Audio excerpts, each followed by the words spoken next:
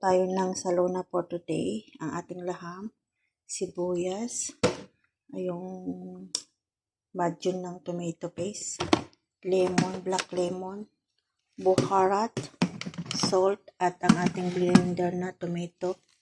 Lang tayo ng cinnamon at ang ating mag-start na tayo magluto. Yan ang ating oil.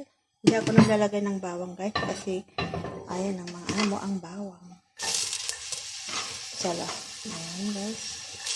Ang ating sibuyas, paborito ng mga bombay. Sarap. Basal. Ang ating basal guys.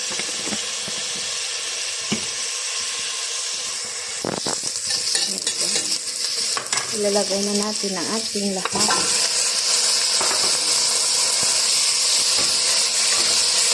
Ayan lang guys ang pagkakaroon din natin. Hindi sila mahilig nagigisa pero naggisa naman. Lagay ko na po ang ating sanaman. Ang ating mga ingredients. Ayan guys.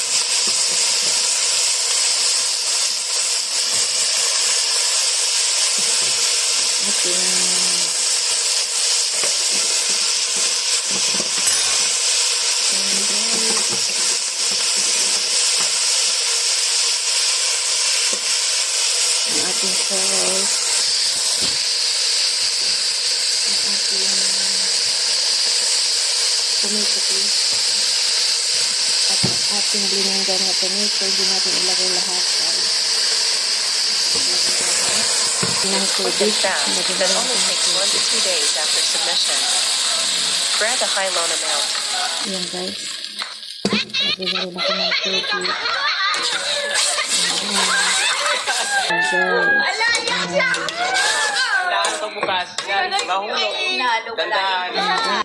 Ayan guys, takpan na natin at luluto natin ng 45 minutes. Ayan guys. Halos sa aking salona, patatas, kalabasa at kusa sa kayong mix na vegetable. Ito po ang ating prepare sa ating pagsahog sa ating salona. Ayan guys. Sa yung mga vegetable, ang ating kalabasa, patatas at pusa. Ayan, hiniwa-hiwa ko na guys. At maglalagay ito pa sa mix. Kalahati lang guys.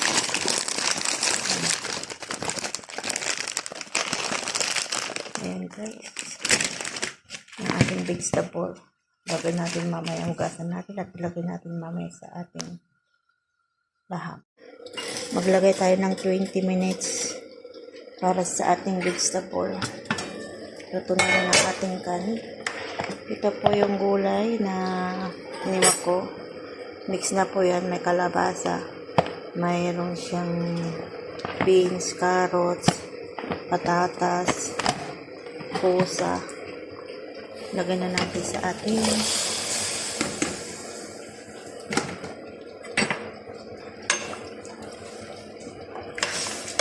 yan na guys ang ating niluluto. Ayan guys, maglagay po ako ng 20 minutes para sa maluto.